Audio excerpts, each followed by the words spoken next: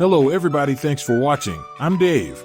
Mera Academy is now entering the final lap of our new site, and we are racing towards the finish line. This is the final sale. Never Pay Again membership is now only $9.99. The flash drive is $39.99 and comes with Never Pay Again membership. We also added many new courses to our site. Say hello to Zinja and Jabari. Hello everyone, my name is Zinja. And I'm Jabari. We will be your African Studies teachers here on Mera Academy. Africa is the second largest continent, known for its vast and diverse landscapes, from the Sahara Desert to the rainforest of Central Africa. The continent is also known for its wildlife, with the savannas of East Africa being home to iconic species, making Africa an important and unique part of the world. We will cover a wide variety of ancient African studies and use many of the teachings from Mera videos. We will also cover many books and primary sources on our journey, and we'll use many notes from history's greatest scholars and researchers. We will be here to instruct you and read most of the course materials. This will make the courses more easy to follow. We can't wait to work with you. See you at the Academy. Mera Academy full site is coming soon and will be the only conscious social media site available. Our members will have the best experience in online gaming and learning. Our retro gaming will offer some of the best titles in retro games, all of the best arcade and console games from our childhood, and more. This will be one of the funnest online learning and gaming experiences available, and our classroom competitions, contests, and tournaments will make it a challenge to climb the leaderboard. Mera Academy will be a global social media site, and we will provide our best in online security. The last site had many spam and solicitor accounts, and we want to make sure we protect our users' data and private information. To do this, we will no longer offer free accounts. Once the full site launches on September 18th, all new registrations will be required to pay a registration fee of $49.99, and there will be a 3-day money-back guarantee if you choose to drop out. However, this registration will not come with full Podia access or blue check verification.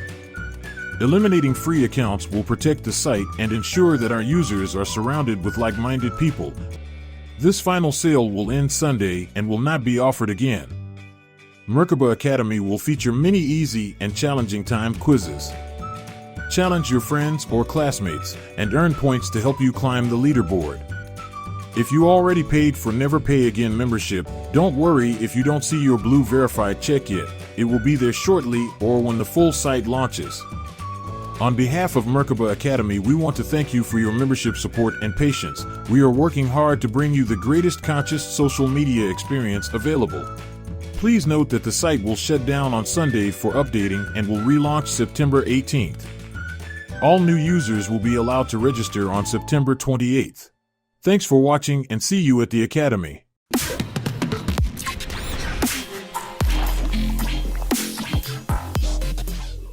So the history is the important part because, we're all students of history and we got to know it. We got to learn it in order to understand why things are where they are. But what I want you guys to take from this is to understand why a lot of you guys in your own right are having problems with meditation and what those problems are about, or how you can remedy those issues. But you got to know the history. It's, as I talked about before in Meditation 1, in order for you to really understand meditation, you got to take away the spooky part of it and understand, basically the science behind it, or, what you can take from it and put in real physical reality to understand or relate to, in order for you to really grasp it and understand, what it's about and how it really works. So when you get this history, you understand everything behind it and what has been put in place to keep you from really experiencing it. It'll help you really appreciate it more, help you really get in a lot more to it. But, let's get into this. So now, talked about before how the ancient Egyptians told the Europeans that they needed to come back into melanin. So now, how do we even, come to this conclusion? Now, it's a lot of people who argue that this is something that didn't happen, but it's one of the things you got to understand. Like, everybody came into Kemet to learn. When you go back and you look at all of the ancient civilizations from that time, all melanated people across the world, everybody came into Kemet to learn, to study. The ancient Egyptians taught these people how to basically run their civilizations and taught them a lot of stuff. And when you go look at the ancient civilizations from around that time, we see every melanated civilization grew. Like they took that knowledge and they did things with it. We see that the Asians grew their civilizations. We see that in India, they grew their civilization. We see down in South America, the civilizations grew. And we look around and we see that it's the same type of teachings in ancient Kemet that we find in these ancient civilizations. We see the same type of symbols, the same type of following that we can see from ancient Egypt. And we see they had the same understanding. When we look across the world, we can find things that identically match up with what we see in ancient Kemet, showing that they must have at some point came into close contact with each other and basically prove what everybody is saying, that everybody came into Kemet to learn. The only civilization we don't find during this time where everybody is growing, everybody is developing their civilization, the only civilization we do not find, the only people we do not find during this time is the Europeans, white folks. You can go back during this time of ancient Kemet and you don't find a civilization of Europeans developed as the Chinese was, developed as they were in India. You can't show me a place on the planet where we can find ancient ruins that belong to Europeans prior to the fall of ancient Kemet. And this is what you also have to understand. Ancient Rome, ancient Greece were African civilizations. So when we talk about them teaching and them coming into Kemet, Africans as well, came into Kemet to learn from the ancient Egyptians, and they were taught, and everybody took their knowledge back. The only people we do not find growing a civilization as sophisticated as the ancient Egyptians, as sophisticated as the Indians and the Asians, is the Europeans. We do not get a sophisticated European civilization until the conquest of ancient Kemet. When Kemet fell, this is where we eventually start getting the Greek philosophers and everything like that start to come into play after they stole the knowledge from ancient Kemet. So we know the ancient Egyptians taught math, they taught science, they taught about astrology, they taught a lot of things to these people who came in to learn. Now, it was a lot of stuff that you can learn, a lot of stuff that you can have hands-on training with, as far as the ancient Egyptians teaching about, crops and how to basically agriculture, everything like that. They taught everything. The difference was, the mystery school. In order for you to get accepted into the ancient Egyptian the mystery schools, you had to pass a series of tests. There was an initiation process. And the process was even tougher for anybody that wanted to become what the Egyptians call a hem netcher or a hemet netcher, which means a male or female priest. In order to get that deep into the mystery schools, there was a process. And this is where the basis of basically meditation, yoga, chakra work, all this stuff comes from the knowledge and understanding of the healing process of Sekhem. Now, it says here, Egypt was then the cultural center of the world where everyone sought wisdom and learning, and scholars came far and wide to study in the temples. However, few made it through the arduous process of initiation into the priesthood. Some did succeed and took their teachings back to their homelands, where they taught others the sacred art of healing, of mysticism. Over the years, the teachings changed as the teachers developed and grew with their philosophy until each system had its own distinctive feel and energy. Now understand, this process, this test you had to take was a process of understanding how to feel energy. And it was a test that you had to take to prove that you can feel and understand different types of energy. This was a major part in the healing process and understanding how the ancient Egyptians were able to do a lot of stuff that they did. Now, one of the reasons why, of course, that the Europeans couldn't pass this process is because the calcified pineal gland. We also understand that having a lack of melanin played a role in you not being able to understand and pass this part of the initiation process and feeling energy and everything like that.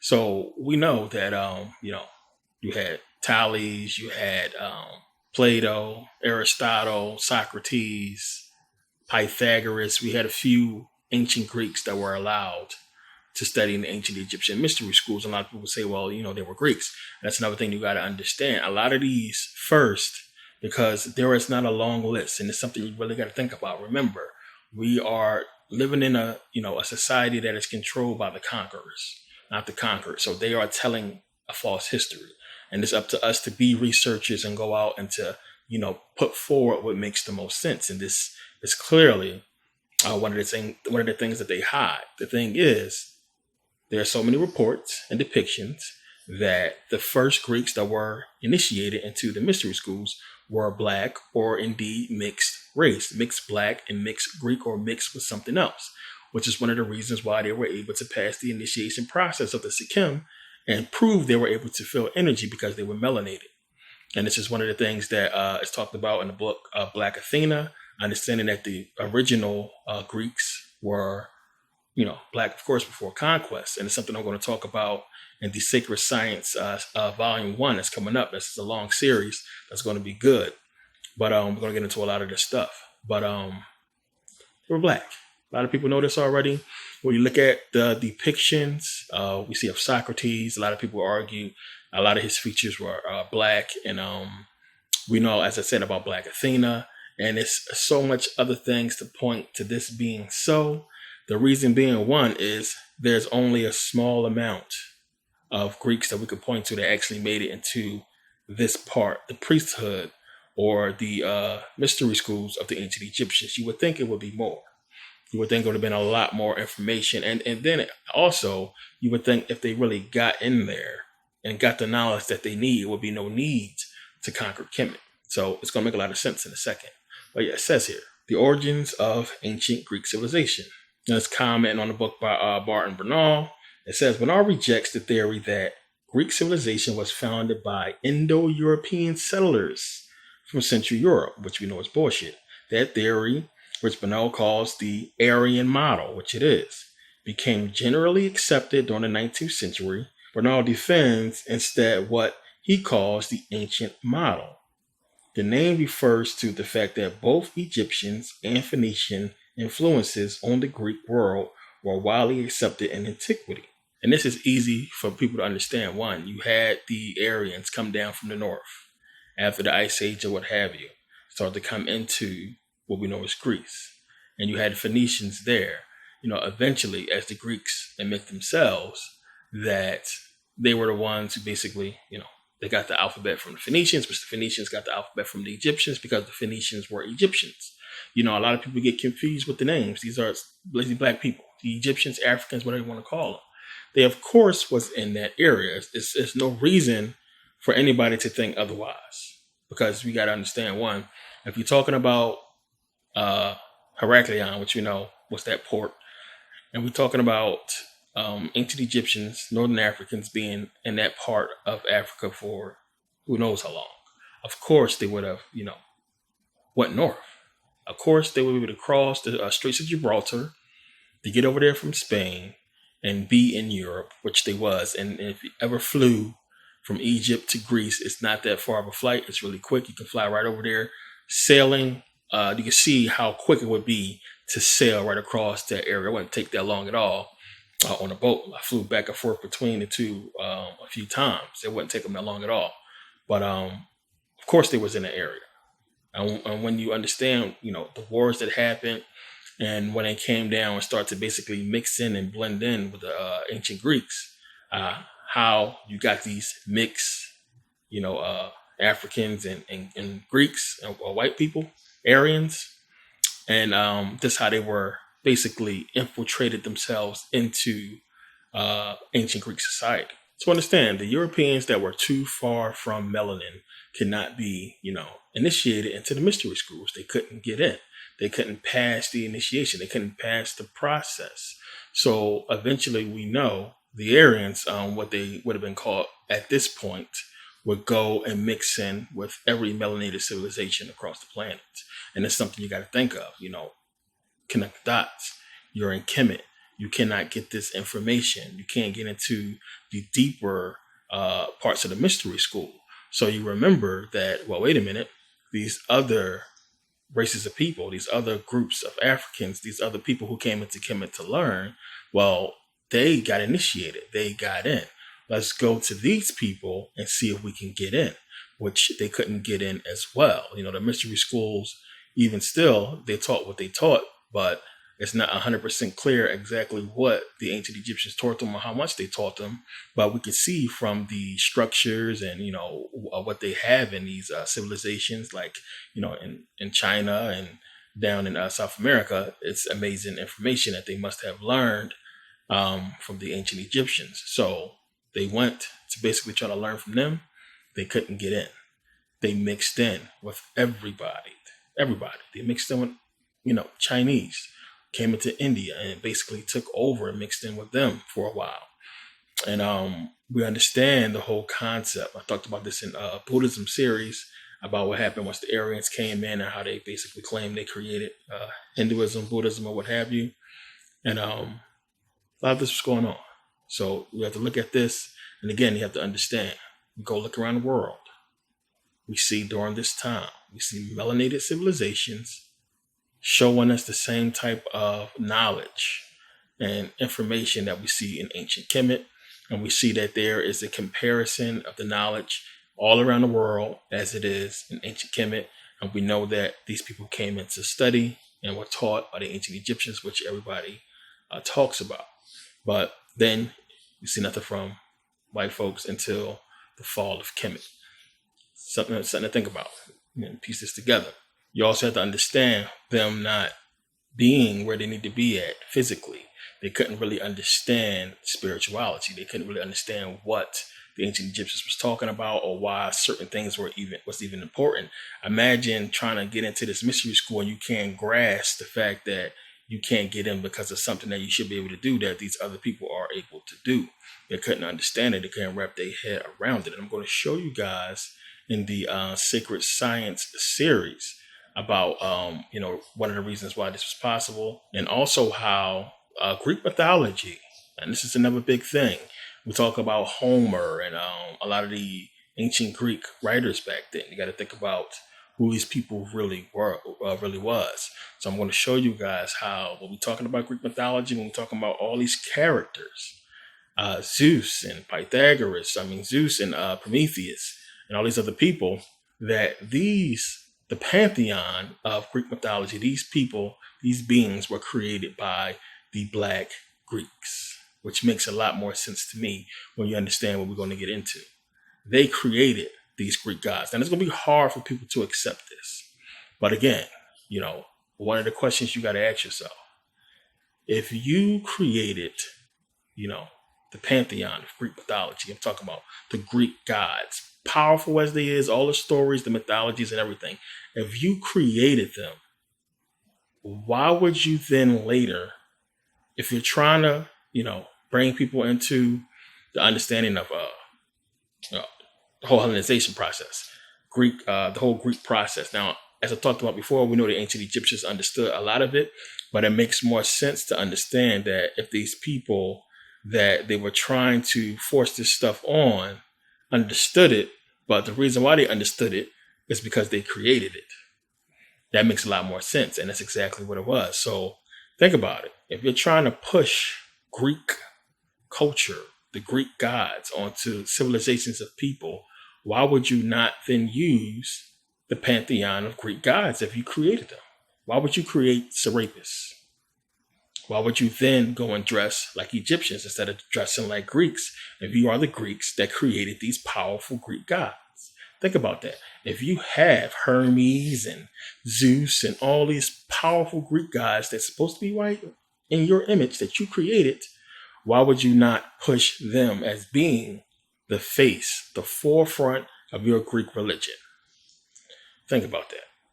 Now, when we come in out of Greece, remember later the Greeks, if you look in Greece, what are they talking about? What are they worshiping? They're not worshiping Zeus. These Greeks is religious. They're Christians and Jews and Muslims. They're not into Greek mythology. They're not following the pantheon of the Greek gods that they supposedly created. Makes more sense when you begin to understand. But we're going to get into that in sacred science. But we got to look at that and understand, creating Serapis and why it would make more sense for them to go ahead and double cross and stab the Egyptians in the back who did so much for them, it will make more sense. I mean, everything starts to come together when you think about the Egyptians helping to build the temple of Delphi and the temple of Zeus. It makes more sense them taking the time to do this if they were the ones that created it in the first place, black people. And why then, when it was destroyed, the Greeks never rebuilt it, still in ruins. They never tried to fix it, still in ruins. During the entire Hellenization process, they do not push, these Greek gods. They don't push them across to everybody to try to force it onto the people. It's Serapis. It's something entirely different from what you would expect if you came up with the pantheon of Greek gods and Greek mythology. So now it's funny when you go back and start to understand the Greeks after the fall of Kemet, once they conquered, and how they ruled and how they set up their civilization, and that their whole thing, their whole philosophy about, Greece and how they was going to run everything was based on rationality. Rationality. What makes sense? What's the best thing to do? What makes sense? And anybody that's basing stuff off of, rationality, what makes sense, shows you one that they don't have a sense of spirituality. Now, when you take something that should be dealt with on a spiritual level and you don't deal with it spiritually at all, instead you attack it on a rational level, you change the energy of that spirituality. You change the energy of spirituality into something else. And for the Greeks, what they did, they basically changed the energy of spirituality into the energy of materialism, because to them, stuff didn't make sense to do so for spiritual purposes, when to them, survival and everything that really was important had to do with material. Eat, build, stay warm, so on and so forth. So it's like, what is the point of doing this to cultivate what? If I can't grasp something spiritually, I got to worry about the physical, what I can experience, what's going on right now.